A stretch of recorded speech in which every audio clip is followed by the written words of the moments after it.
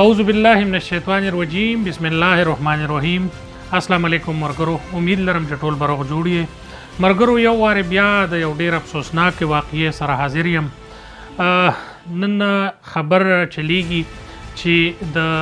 خیبر پختونخوا سینئر وکیل او د آفریدو د قوم یو سینئر او تعلیم یافته قانوندان، سیاستدان او د عقل او د شعور لاتعداد خزانو مالک عبدالطیف آفریدی صاحب په هائی کورٹ په بار روم په احاطه کې وشتلی شوی دی او قتل کړی شوی دی. او فائرنگ چې کم شوی دی نو هغه د یو وکیل له طرفه شوی دی او هغې 6 ډزه لګېدلي دي. کله چې هغې باندې فائرنگ شوی دی د هغې نه بعد هغې الارچ اسپتال ته یعنی ګورنمنټ لیډینګ اسپتال ته منتقل کړی شوي دي چې د هغه ځای نه ذرایع دا خبره کوي چې لطیف لالا د 6 نه 15 ډزو پورې په سینه باندې لګېدلی و او هغې چې کله په تشویشناک حالات کې اسپتال ته راوړی شول او د هغې معاینه وکړی شوه نو هغې په موقع باندې په حق رسېدلي وو او د هغې عمر چې کوم و هغه ډېر زیات و. دغه ګولو سره هغې ډېر ریزسټنس ونه کړی شو او هغې شهید شول. ویلی کېږي چې لطیف لالا د ذرایع مطابق دا خبره ده چې د لطیف لالا د ډېر وخت نه یو دشمني را روانه وه چې په هغه دشمنۍ کې هم سینئر ججان او هغه هم وفات شوي. ویل کېږي ذرایع مطابق دا خبره کېږي چې دا فائرنگ د هغه کورنۍ د اړخ نه شوی دی چې څه موده مخکې د صوبائی انټرچینج باندې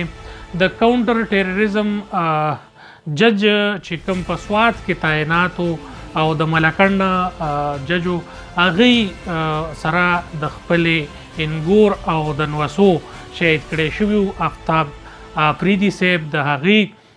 د قتل داویداري چې کومه وه هغه لطیف لالا او د هغې په کورنۍ باندې شوې وه. د هغه شخړې د وجې نه دا پیښه مخې ته راغلې ده چې په دې کې سینئر قانوندان، مشر سیاستدان، سابقه منې او په کومه زمانه کې چې دی تعلیم کړی نو دا یو ډېر اعلی تعلیم یافته په خیبر کې او د خیبر د خاورې زږېدلی ځوان چې په دې دشمنۍ کې ډېر غټې سټې د تورو خاورو لاندې شوي او نن د دې دشمنۍ ښکار چې کوم دی هغه عبدالطیف لالا لطیف آفریدی صاحب هغې د دې ښکار شول او ووژلی شول. لطیف لالا یو ډېر ښه وینا کوونکی، یو ډېر ښه وکیل او د دې سره سره نن سبا د سپرین کورټ بار ایسوسییشن خیبر پختونخوا صدر هم و. اوس ویل کېږي چې سمیع الله عدنان ولدی سمیع الله چې د سینئر وکیل زوی دی او خپله د پیشې په لحاظ باندې هم وکیل دی او د دې تره ماجد آفریدی چې په 400 کې نن سبا جج دی دا د هغې کزن دی او دی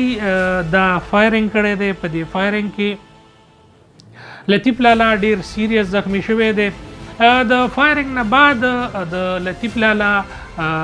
د مرګ نه پس ډیره یره ترخه په هائی کورټ بار او په مختلف وکلا تنظیمونو کې هغه شوی ده او ډیر د افسوس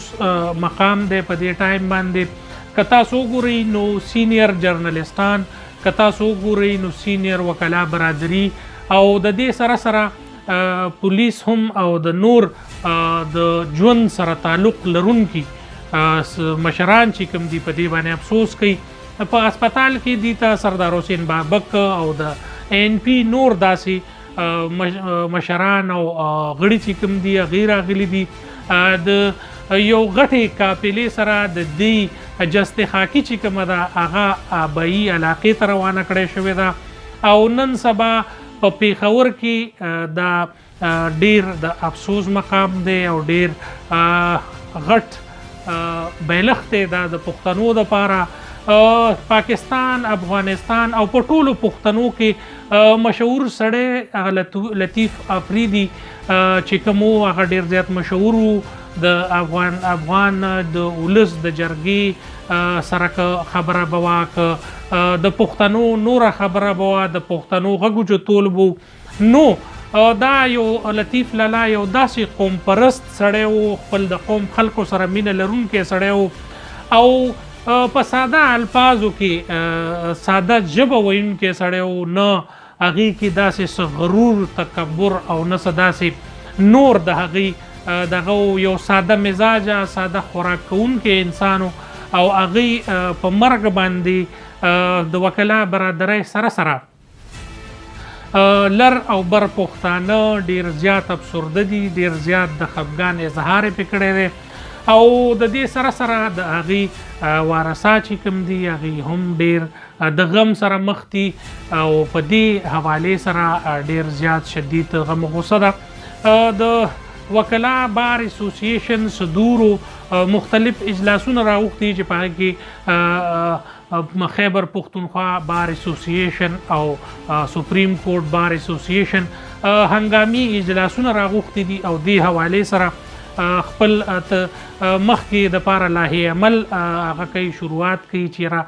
مخکې داسې څه مخنیوي وکړو د دې خبرې. د دې سره سره د خیبر پختونخوا ټول قبایل او ټول پښتانه چې کوم دي دوی ډیر زیات افسوس ظاهر کړی دی، د قبایلو مشرانو ډیر زیات افسوس ظاهر کړی دی. شاجي ګل آفریدي صاحب وزیر اعلی خیبر پختونخوا، امیر جماعت اسلامی پاکستان سراج الحق صاحب، سینئر مشتاق احمد خان صاحب د جماعت اسلامی سره او نورو داسې مشرانو په خپل ټویټر پیغامونو کې او ورسره د باقاعده په ویډیو پیغامونو کې ډیر زیات افسوس اظهار کړی دی. آی جی خیبر پختونخوا او وزیر اعلی چې کوم دی په دې حوالې سره باقاعده نوټس اخیستی دی او رپورټ یې طلب کړی دی. گورنر خیبر پختونخوا حاجي غلام علي صاحب هم په دې حوالې سره په ډیرو دغو ټکو کې